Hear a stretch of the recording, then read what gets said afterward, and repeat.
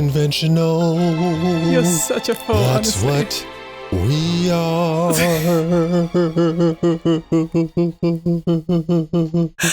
That's so not the vibe.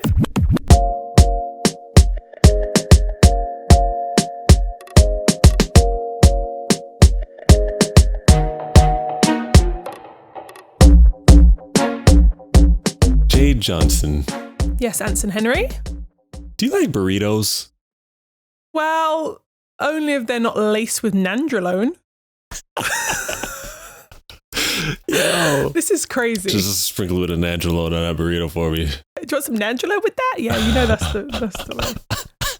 The Court of Arbitration for Sport, CAS, has upheld the AIU's charge and banned Shelby Houlihan of the USA for 4 years starting 14th of January 2021 for the presence of a nandrolone metabolite, a violation of World Athletics anti-doping rules. The full decision from CAS will be published when it becomes available in due course.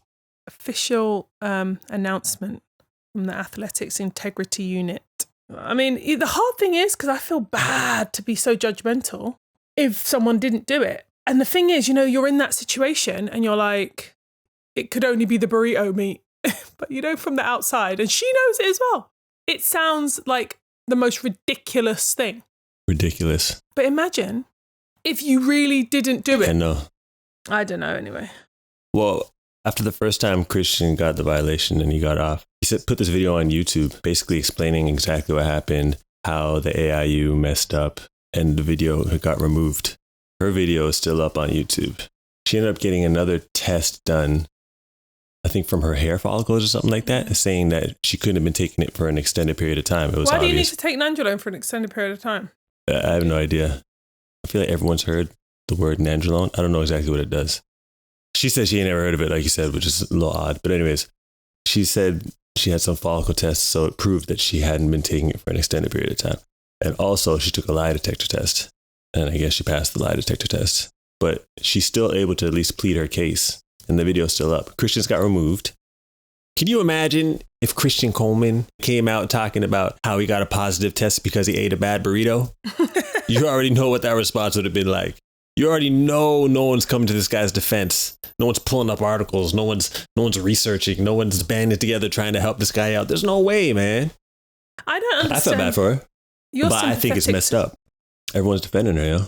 You're sympathetic to athletes. And, you know, I used to be just hardcore against anyone, any suspicion or sniff of drugs when I was an athlete. I couldn't stand it. And I think when you've been on the receiving end of known drug takers that take your shit from you, right? And you know your life could be different.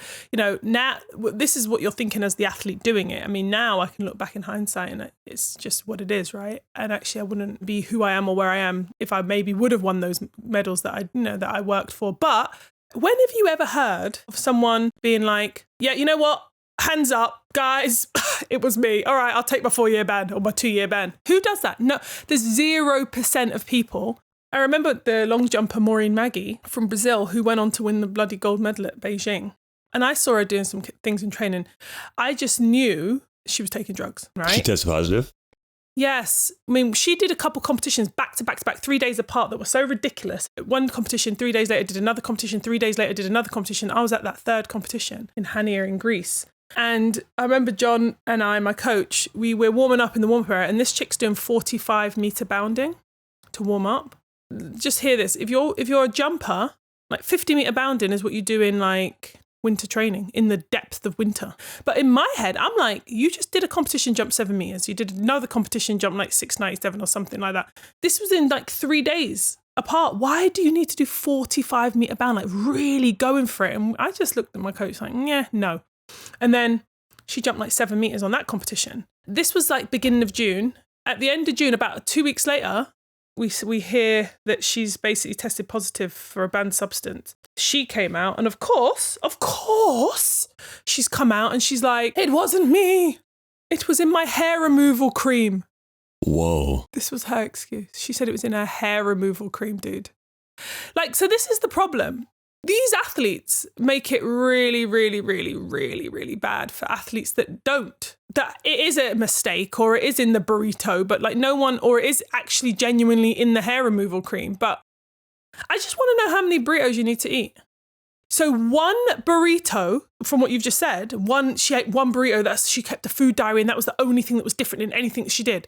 One burrito. You know what a burrito is made of? It's not just a hunk of meat. It's not like she ate a hunk of pork that was like, I'm going to just be a carnivore right now. It's like some shredded meat. Yeah. How much? It would be less than a handful of meat. Or does it have to be? That makes me question how much they had to detect.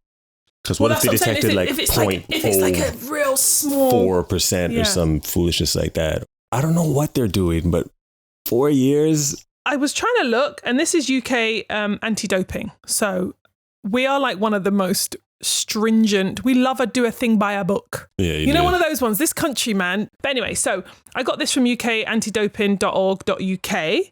It's basically consequences of doping, right? And I've got to the bit where it's got some facts, what you need to know. For anti-doping rule violations of presence or use of a prohibited substance, the basic rules are as follows. If you intended to cheat, whatever the substance, the period of ineligibility is 4 years. Otherwise, it is 2 years, unless you can show you had no significant fault or negligence. In which case, ineligibility may be reduced by up to a maximum of 1 year. So I think what they're basically saying is, if you intended to cheat, like they know they can prove that you intended to cheat, you get 4 years. But, you know, like this situation with Shelby, well, it was in a burrito and you can kind of just air a bit of doubt, then you can get it reduced by a year. But it can be a minimum of 1 year. So even if it but this is so if you can prove, let's say, that it was a burrito, she's still going to be banned? Right. This makes no sense. So Why? In other words, they don't think it was a burrito because that would be by accident. And also, she's already been through the caste system and it got kicked out. Right. So they don't believe that it's that. No. So if the violation involved a specific substance or a contaminated product and you can demonstrate you had no significant fault, ineligibility may range from 2 years to a reprimand, depending on your level of fault. So that's her, and she still got the 4 years. And while they kept it quiet for all of that time since December, no one's known. And only now that she's lost the case, it's come out. So from what they're saying here, because it's 4 years, you intended to cheat. Wow. Because whatever the substance is, the period of ineligibility is 4 years. So they haven't even reduced that. She's probably going to appeal again, but... Right. You should also be aware that multiple anti-doping rule violations or the presence of multiple substances may increase the sanction you face beyond 4 years. For some anti-doping rule violations, the penalty can be a life ban from sport. So maybe there's something else that happened in the past that we don't know about. Well, hopefully it comes out and we can figure it out. But from what this is saying, it might not be. This might be her first one. And it's just that they believe she intended to cheat. And that's why they're upholding the 4-year ban. And then it's funny because I'm reading this other tweet. PJ Vassell, he's does a lot of stats. I think he's a coach, but he knows his stuff. And he responded, interesting that this happened to be public after the lost appeal to CAS, while AIU can publish ongoing cases in their various steps, provisional suspension in force, to pending first instant cases, to first instant decisions, to pending appeal. Why they didn't do it in this case, ? How old is she now? She's 28 years old. So she's going to come back when she's 32. Who's come back from Gatlin came back from a 6-year ban, but that dude's different. 4 years? How do you do that? How do you keep the motivation? 4 years? So she's been knowing about this burrito, yo. There's a reason she's going to this spot. Listen, all those food trucks are pissed right now because everyone's going to stop eating there. Or they might start eating there. Yeah. This happened in December. No one's heard a peep about this. Yeah. Until they denied her appeal. So if they didn't deny her appeal and they allowed her appeal, we would never have heard of it. Brianna Rollins-Mcneal, Christian Coleman, as soon as they got their violations, everyone knew about it. Now, Brianna, we don't really know anything about her case, but we know she's banned.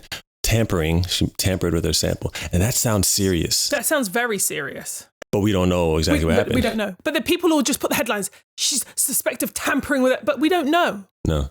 And then even when Christian first came out and he was trying to defend himself, everyone was getting upset with him for defending himself. Like, yo, keep your mouth shut. Yo, just leave it alone. Yo, you're a drug teat. Yo, it's like, and he was trying to defend himself to the fullest, and no athletes were coming to his defense because they were probably being advised, no, you can't defend him. You can't mix your name up in that. I saw some tweets of like some friends and some other athletes coming to her defense, like, oh my God, I'm devastated for her. If you know her, she's not like the. Look, at the end of the day, he's black and he's a 100-meter runner. Well, if you defend him, it could lead to some business decisions. It's all about the business decisions. Yeah, business decisions. But why is it if you defend her, it's a different business decision? Well, obviously saving her, the damsel in distress right now, is the way to go right now. You're very firm when it comes to this drug stuff, which is cool. But you do know that there's some flaws in the testing system. Yes. Okay. So while I was with CBC, I did this interview with the tester. We actually spoke for about almost an hour, right? For my feature, I could only use about 5 minutes of it, but we understand the flaws. We understand the game. And I said this to him at the beginning of the interview. Some things I may act like I don't really know what I'm talking about, but I've done the sport, so I know, but it's just for information for other people. I'm grilling this guy though, right? I'm grilling him on how they choose who's tested, how often some are tested despite other people, how some people are getting calls, if they're not at home, and some people aren't, because I was highlighting Christian's situation because, he wasn't at home during his testing period, and then you got his band that everyone knows about. Yo, the way I got grilled for going at this tester, people are mad at me like, well, you're kind of embarrassing the tester, and he looked a little bit uncomfortable, and I don't know, it's just, I feel a little bit bad for him. I might have to move it. I got some backlash because I'm coming to this tester with some facts, some flaws, like some things that need to be changed, some things that have holes in them, or a little bit sketchy. Please explain this to me. You know what I'm saying? I'm giving him a chance to explain himself. I'm on a big platform here. Explain, please, because this doesn't make any sense. I actually talked to an athlete, Mondo Duplantis, who even said, I live in a gated community, so I got to get a call when people come. But what am I going to do within a few minutes to change my sample? So they call him, which is okay. I'm talking to this tester. They don't like the questions I'm asking. The tester's a little bit embarrassed or uncomfortable because he's being asked some stuff that he's not used to getting asked. What your point was, is that this is affecting athletes' livelihoods and their whole entire life. The embarrassment, everything, let alone just being able to compete. Because look what's happened to Christian. And you know what I'm feeling, right? What I feel about the situation. Yeah, I do know. Right. But whether or not he took drugs or didn't take drugs, he's never been tested positive. He missed some tests. Instantly, you're a drug cheat. Cool. However, the system is blatantly unfair. It's not consistent. And for me, that's the issue. Now, for Christian, I feel like he's an adult and also he knows the rules. And that was always my thing. You know the rules and you do everything in your power. So that's never going to change in my mind. You're an adult, you know the rules. However, if sometimes the rules change depending on which tester, whether they have a good relationship with the athlete, whether or not that they, believe in the athlete or not, what if they don't like the athlete? There's too much of a grey area. This type of situation needs to be 100% black and white. Excuse the pun. I do know that people were fine with ripping Christian to shreds without a positive test. No athletes coming to his defense. No media outlets coming to his defense. It was okay to rip him to shreds. And it seems so blatant. The tone of the way the headlines are written is just extraordinarily interesting. It's a bit too blatant. It's so blatant. But the craziest thing to me? Look at the pictures used, let's say, for Brianna-McNeal, right? Rollins-Mcneal. And then this Shelby chick. Look at the pictures used to accompany the articles. Like all the pictures of Shelby have been mainly like with her medal or running in a race with other people in the race. All the ones with Brianna, like one of them, right? I saw of her standing at the track where she's obviously had a false start. And there's an official standing in front of her with a red ticket holding it up in front of her and her looking all like, obviously to accompany the article, like you're getting red carded, get out of here. So harsh. Another one where it's just a close up on her and she's like crossing the line, but obviously she's looking to the side, but her face, where the gravity hits your face, like when you're running, right? And it just looks like a terrible picture. And then there's another one where her hands are out, like, when you hold your hands up and she's looking all confused. These are the type of images that they're accompanying. And then, a lot of people ain't reading the article. Right. They're going to see the image and watch the headline. That's it. Judgment. right? And also people in this day and age so quick, they probably might not even read the headline. They're looking at the image and then they're like, oh, and they might read a couple. Olympic champion banned for tampering. Damn, da. And then you look at Shelby's 1,500 meter and 5,000 meter American record holder. Shelby has tested positive for the banned substance Nandrolone, and she will now miss the Olympic trials. And this is the headline, you know. And I'm like, what am I reading? Am I reading an article right now? Mm-hmm. Brianna, bow. This one, you got to read a whole essay. Yeah. It's crazy to me. It's blatant. If she didn't do it, I don't want her to get in trouble. But, I mean, the disparity in what's happening is clear. Because, I don't even know what Christian's doing now. You can't even bring that guy's name up. You stain your name if you defend that guy. And people already... Business decisions. Look, I'm just seeing all these videos of everyone coming to her defense. It's allowed. Do not say Christian's name or defend Christian. It's a bad look. He probably seen all of his friends and fellow athletes that know him, know the situation, not saying anything. I just don't like how this looks. This is unfair from a standpoint of her being allowed to defend herself and people around her being allowed to support her. Early on, I feel like he was very vocal. Yeah. He was responding to every accusation. He's not in the position where if he speaks, he's going to get defended. Maybe he's in a position where he has to silence himself. I don't know. All I know is he was trying very, very hard in the early beginning, stages. Yeah, I remember. And it wasn't working in his favor and no one was trying to listen to him. No one's hearing him. So it's like, well, I don't know. Because, Christian was on his own, I wonder what he has to say about this. Probably can't I want say to talk anything. to him, Probably don't want to say anything. Doesn't want to get involved. He's probably scared to talk to anybody. His case got reduced. It hasn't been released exactly why it got reduced. They release and blow something up and then kind of keep other things quiet, and like everything should just be public knowledge. If one thing's going to be public knowledge, every single thing needs to be public knowledge, because you can't sway public opinion in one way and then not give them the full information in another way when other information comes to light. But I really feel like he's not allowed to talk. I just want to hear what he has to say as far as the way he was silenced and also the accusations, and his reputation is ruined forever. The next championships he goes to, he may get booed. He may get one of them Gatlin boos. I'm just wondering, did no one else eat that burrito? Did she go to lunch by herself? Because did anyone else eat it? Has anyone else been tested positive? Can they go to that restaurant and get that actual burrito? Test that burrito. Test the meat. But that's what some people are asking. It was Christmas time. I went to the mall during my testing period and I wasn't home for my test. Versus I ate a burrito and it gave me levels of Nandrolone in my system that showed up in a test. I'm not taking Nandrolone. It was in this delicious burrito. Never even heard of it. Never heard of Nandrolone. And I've never heard of Nandrolone. What is athlete Nandrolone? Hasn't heard of Nandrolone? And maybe she hasn't, but I'm just saying, what sounds more sketchy? Who should be defended in this situation? It's all about the music playing in the background. So there's this guy on Twitter, Steve Magnus. He basically is an author. He's got some books out. It's basically about performance and science of running. And I didn't know what had happened. And then I see him tweet this. So I didn't know it was anything to do with anyone being banned. I just saw this and thought it was interesting.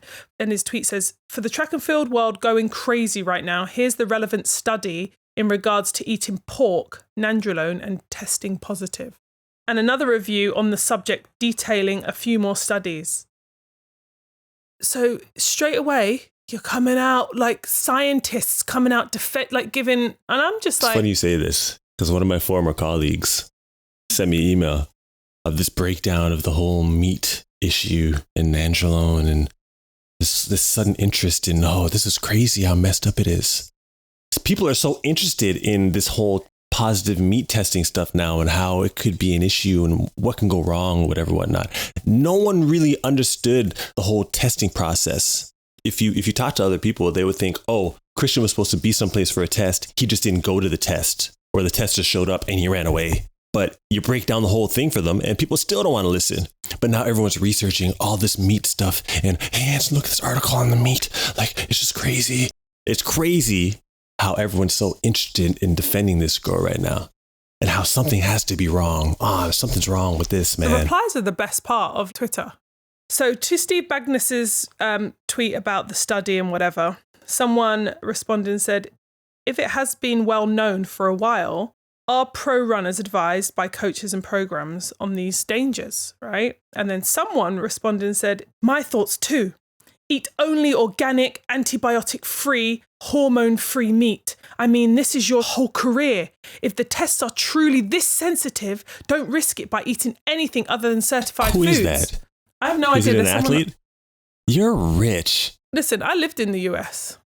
Let me tell you something how expensive it is to eat antibiotics. First of all, to find in America, antibiotic-free, GMO-free, organic, grass-fed, free range. If you're going to have everything organic and antibiotic-free in America, and then obviously a lot of athletes use meat proteins as part of their protein for the day. So they don't got money like that, yo. So listen to this. Someone, very rational lady, how are most athletes supposed to afford only organic, antibiotic, hormone-free meats? ?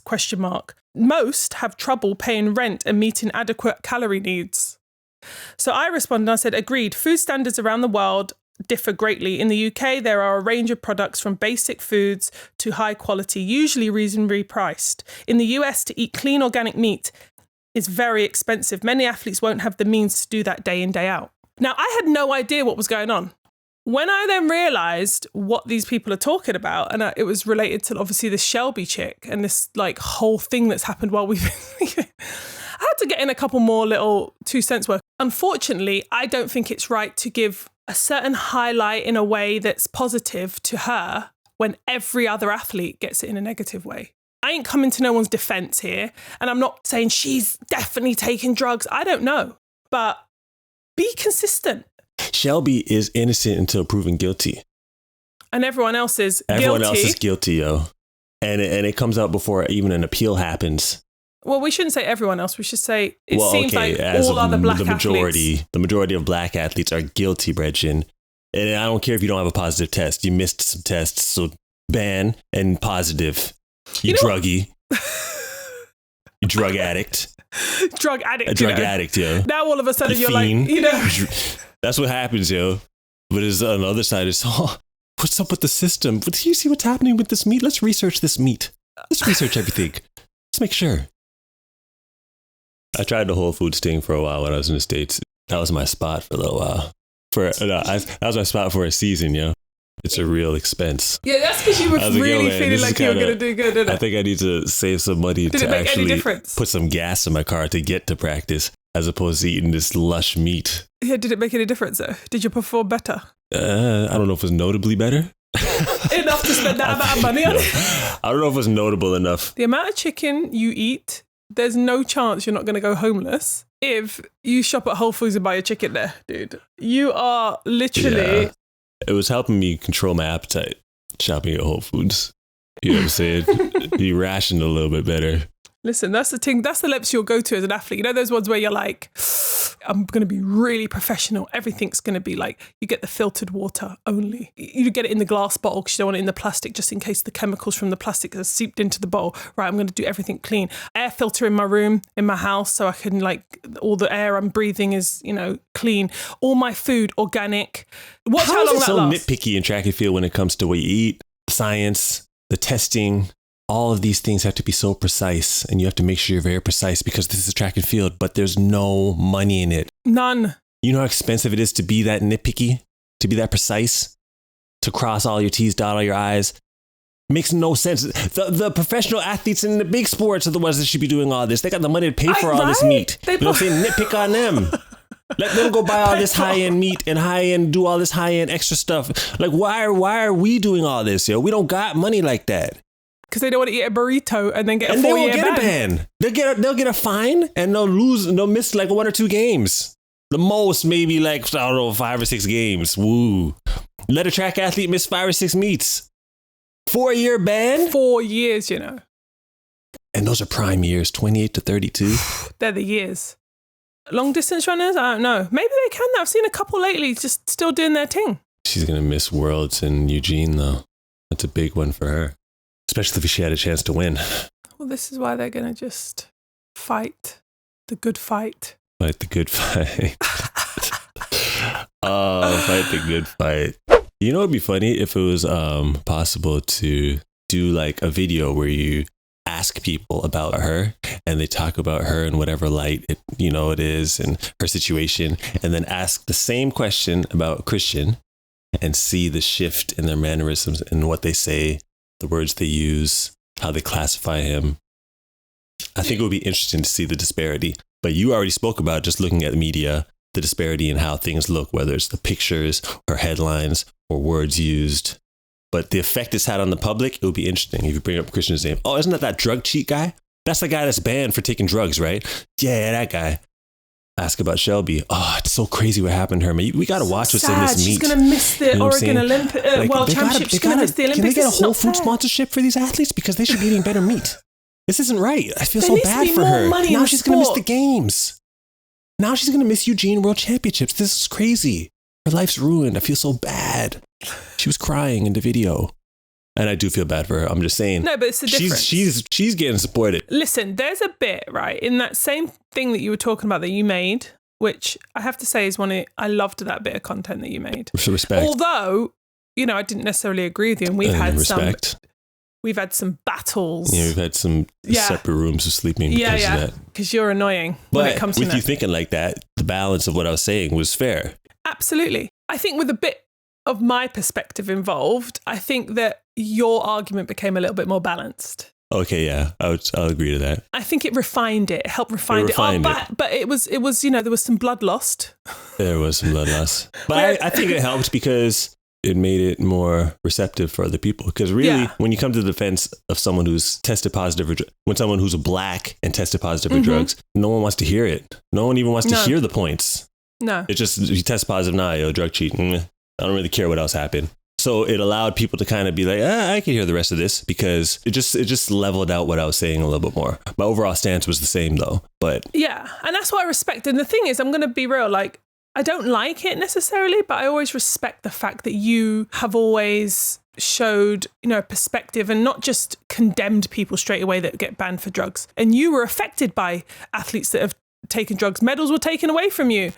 I find it very admirable that you can still advocate for people that are under suspicion of certain drugs violations and still speak out to the point where you will have a massive argument with your woman and make her really not like you for a little period of time. I respect that. In my debate side, I don't like you, but this is my man, I'm like, yeah. I should be upset about this whole drug stuff more than most people. Because like you said, I've firsthand had to get a medal in the mail and not get to stand on the podium. Yo, I remember I some people caught wind of that. The 2003 Pan American Games came forth because of a positive test, got moved up to the bronze medal, right?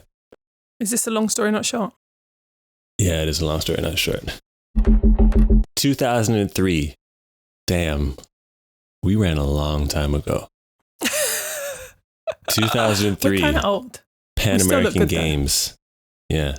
I was entered in the 100-meter dash. This would have been my first full year as a pro, but I hadn't left to go and train with Dan Paff yet. It was like an in-between year where I just finished my last year of eligibility as an NCAA athlete, but I still had to finish my degree because I went to school in January, so I still had a semester to finish. But I was considered a professional. I signed my Nike contract, so I'm on the circuit. So anyways, I go to the Pan American Games, and it was just before the World Championships, 2003. But I felt like it would be good to, get a medal at Pan American Games, big championships. I felt like I could win, but there were some big names there. I happened to come fourth. I crossed the line in fourth place. The winner was Mickey Grimes, who I'm cool with, by the way. Second place, Michael Frater. Third place, I gotta remember his name. He was NCAA champion at the time. Anyways, so I'm pretty upset. I came fourth. I really wanted a medal. Didn't get to go on the podium and have that moment, right? Maybe about a month later, I got notified that Mickey Grimes tested positive for a banned substance. So, hey, Anson, congratulations, you got a bronze medal. The medal ended up getting mailed to me. And I remember it was in my parents' house in Toronto. And I remember I was in the bathroom when I opened it. And I remember looking in the mirror as I opened it. I don't know why I was in the bathroom with the medal. Don't ask me why. Took the medal out, put it around my neck, and I just looked in the mirror with this bronze medal around my neck. Oh, was there sad music playing in the background? Don't disrespect me. I feel like you're making fun of me. So I'm looking in the mirror like, this kind of sucks. But I didn't think it sucked because the guy tested positive and he took the moment away from me. I just felt like I came fourth. And me getting the medal now really doesn't mean nothing. It's well after the fact. So anyways, CBC caught wind of this. And they know that back in 2002, when I was a college athlete, I came third at the NCAA championships in 60 meters. Got moved up to second because Justin Gatlin had tested positive. So they're like, yo, you be like getting all these medals taken away from you. Like, this is like crazy. But we want you to write about this, Anson. So I know they thought I was going to go in on this. Like, yo, they took the moment away from me. Get these people out of the sport. Drugs are killing athletics and blah, blah, blah. But I basically said in the article, yo, track and field is hard, man. And I kind of understand why they do it. I understand why they take these banned substances because it's a hard life, man. Doesn't feel good to get smoked. Doesn't feel good to be left off podiums. Doesn't feel good to be, people to look at your career and feel like you're a failure because you haven't won. I mean, track and field, if you win, you're good. If you don't, you're a loser. It's a bunch of losers in track and field. And as much as people think it, we feel it. We feel like losers when we don't win. We spend our lives feeling like that. So it's a tough life. And I actually said that I admire the fact that they had the tenacity or wanted to win so bad that they put their reputation on the line, their family's reputation on the line. They wanted to win so bad that they were able to break through that and still take drugs. This is what I put in the article. So I wasn't really bashing them. It was more of a admiration that they had that killer instinct. And I basically said I didn't hate them for that. So obviously, when they got the article, they were kind of surprised by it. And I don't know if they wanted to even use it at that standpoint because it didn't have the kind of tone that they expected. And it's all about tone. Yeah. And the narrative that's supported and pushed as far as just all these drug cheats in the sport and get rid of them. And they're disgusting people. The article was called Built for the Guilt. Oof. Because they felt like they were built for the guilt. I need to find that article. It's still out there, actually. Originally, they wanted to just put a picture of Gatlin at the headline. I had to argue, look, I don't feel comfortable with this. We can't use this picture because I'm cool with him. And I wasn't trying to bash him. And I didn't even bash him in the article, which is another thing. So I was like, this doesn't really set the tone for what I'm saying. Yeah, he's an article, but it's not even about him. He's just a part of it, right? So they ended up just using this syringe on a track. There's a picture of a syringe on a track. Yeah, I've dealt with all this. So when people hear me come into the defense of athletes in situations like this, I think that I'm able to separate them as people. And I'm not advocating cheating, but I'm not perfect. No one's perfect. People make mistakes. If you make a mistake, you should be punished. But at the same time, there has to be some humanity when dealing with situations and people like this, right? Look at how you're looking at me right now. You really don't give a shit. What I'm saying is, I get it. It's very, very hard to have success and make money and make a living off track and field. So I get it. It's wrong, but I get it. So just understand that if anyone has a reason to be upset, if anyone has a reason to be upset, it's me. No, you do. So before you come at me like, I'm supporting all this, I've dealt with, I've dealt with the other side. You know what I'm saying? Well, this is not normal, but I have to do a long story not short too. Really? Yeah, I do. 2008 Olympic year. Olympics were in Beijing. And, as most athletes, sometimes you have a hellish year getting to the Olympics. You go through so many things that most people never, ever, ever see or get to see. They just see you on the line and expect you to be ready. And I had a really terrible year, overcome loads of stuff, barely qualified on my last jump to make it to the final. The best 12 girls make it to the final. And this particular year there was lots of ups and downs, and the number one in the world didn't make it to the final. What was her name? Nady Gomez. So yeah, she had been consistently jumping amazing.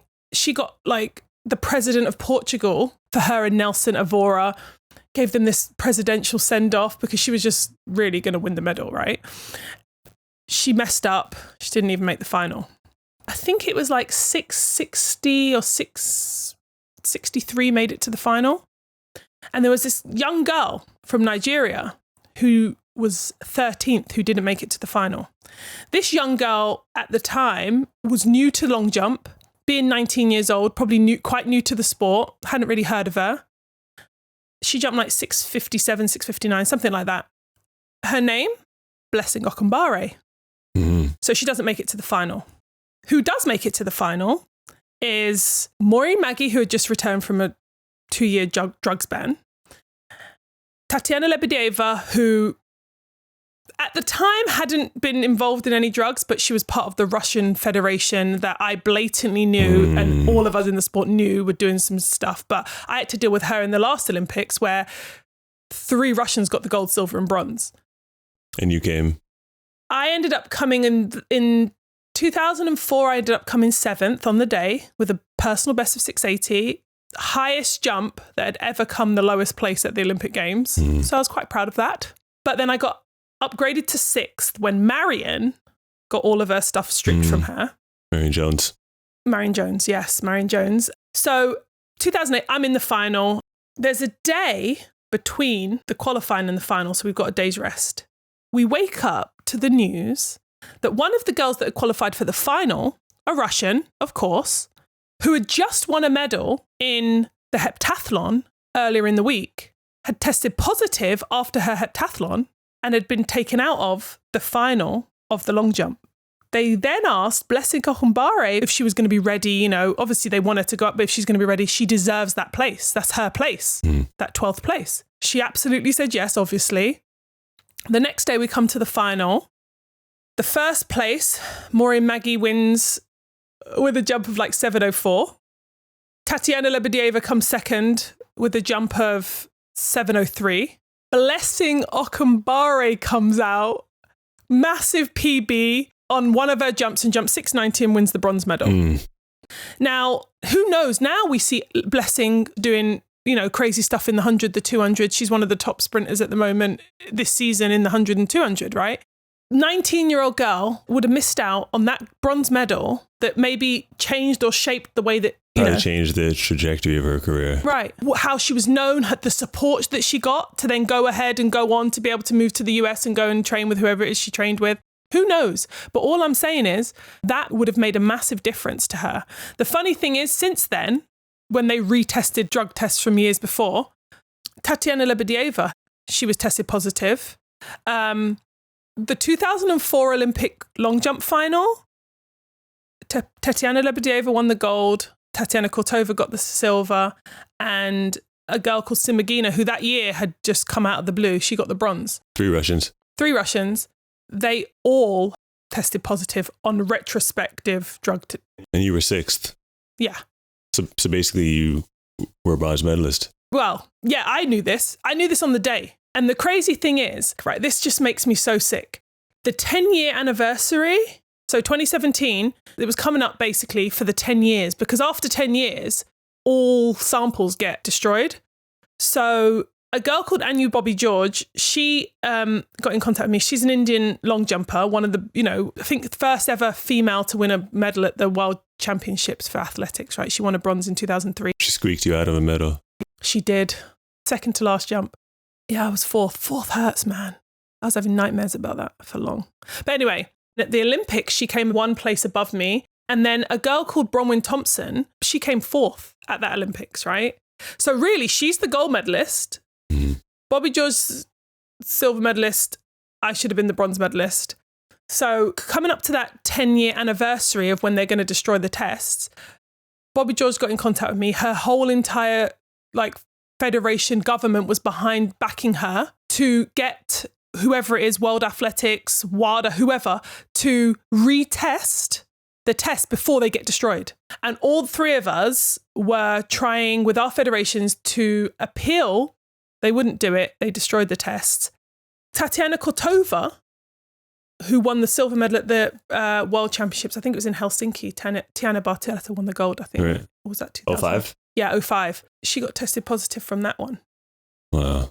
So her silver medal from that World Championships got taken away from her. And what made me really sick at the time was that in 2002, she jumped 7:42, which is one of the longest jumps in history. And she ended up winning the Europeans and I got the silver at the Europeans.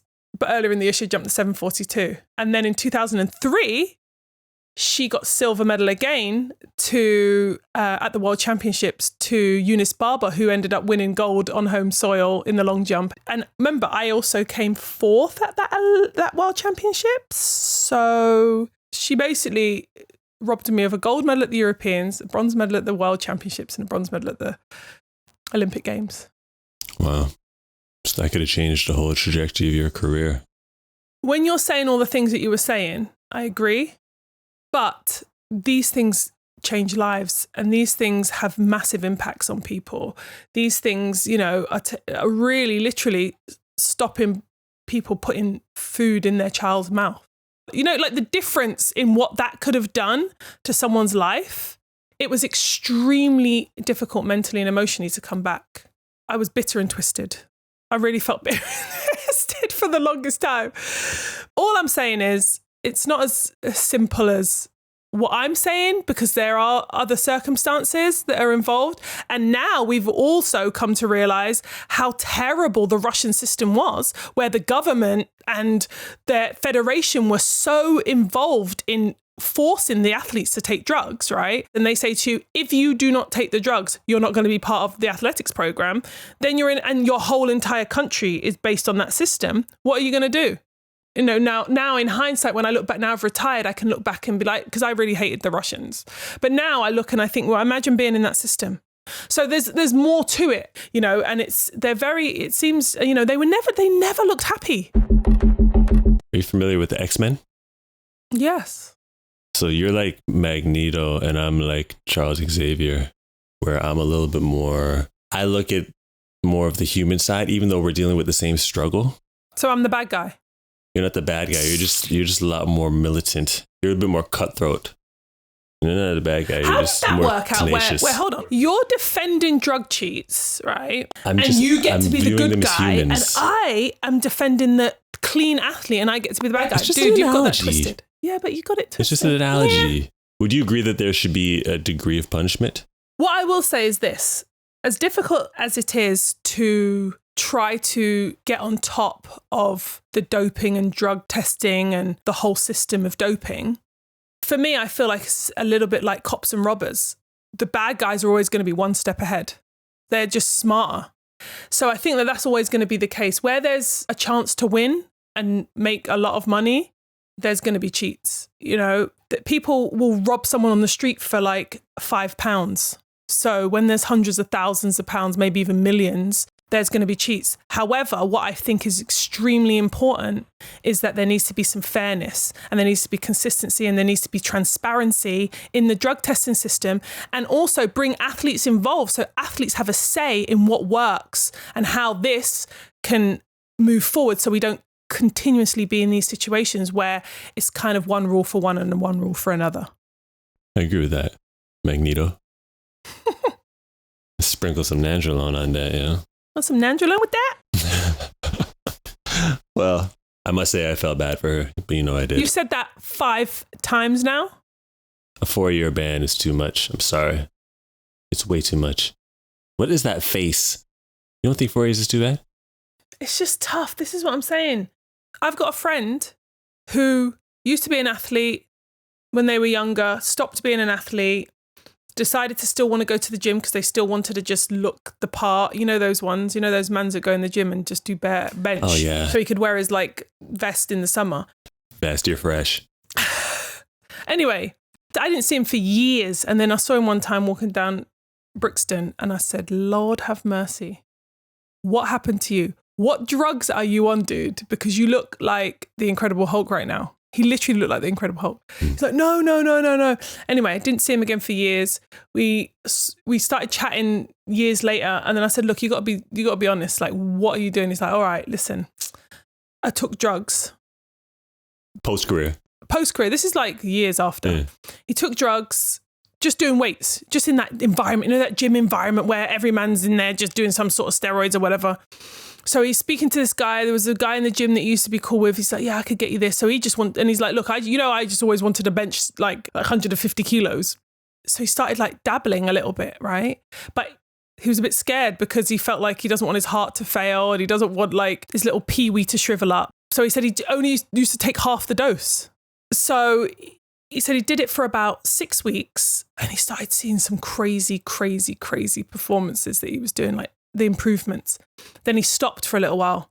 Then he started doing it again. So he did it twice for about 6 weeks, I think he said. His best PB when he was an athlete was 115 kilo bench press. He did a 235 kilo bench press or something. Like, I'm talking like 500 pounds. Ridiculous. And he said straight, every athlete needs to have a life ban who's taken drugs. And I was like, what? He did it those 2 times, but he got scared at how crazy his improvements were. So he stopped. He's like, I'm not messing with this. This was some years ago I spoke to him, but he said it's been 6 years since he has touched any form of drugs. And guess what his best bench press still is that he can do now? 180 kilos. What I'm saying to you is muscle memory is one of those things that once you lick that place, once you feel that thing, it can get back. It might not be as good as with the drugs, but it can get back way better than you ever were before.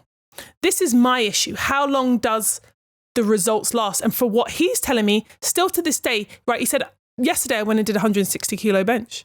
Right. And he said, I've not touched drugs in 6 years. Every athlete needs to have a life ban. That made me think differently because I'm like, the improvements are crazy. So 2 years after or 4 years after, if you've deliberately taken drugs, no, you're still coming back. And how long were you taking drugs before you got caught? How long were you able to evade the system? How long were you getting those benefits? That's what I want to know. Okay, I have to rethink that. Okay, well, how about this? If you have a positive test, punishment should be different. Yeah. There should be degrees. Look, if you've got like, I don't know, like a stimulant, is a completely different than a steroid. Right. You can't get the same ban for a stimulant as you do for a steroid. This is ridiculous. That's crazy. And then some of these stimulants, they take off. And remember when caffeine used to be on the ban list? Yes. This is what I'm saying. And you're going to get the same. You're going to get a 2-year, 4-year lifetime ban. I don't know. This is what I'm saying. The system is crazy. There has to be degrees. Mm-hmm, absolutely. We agree on that. We do. Magneto. This might be what we needed for the system to turn around. The white damsel in distress. The funny thing is, our whole podcast was supposed to be on something else, which is a hot topic. But literally, we wake up to this. We're flowing with the times. This is the hot topic right now. And you know that me and you are super passionate, as you guys can hear, in different ways about this. Yeah, what we're saying may not be the typical observation, but that's what you get here. Unconventional. Thanks for tuning in to the Unconventional Voices of Track and Field podcast. Follow, like, and join the conversation at Voices of TNF, as well as subscribe across all podcast platforms.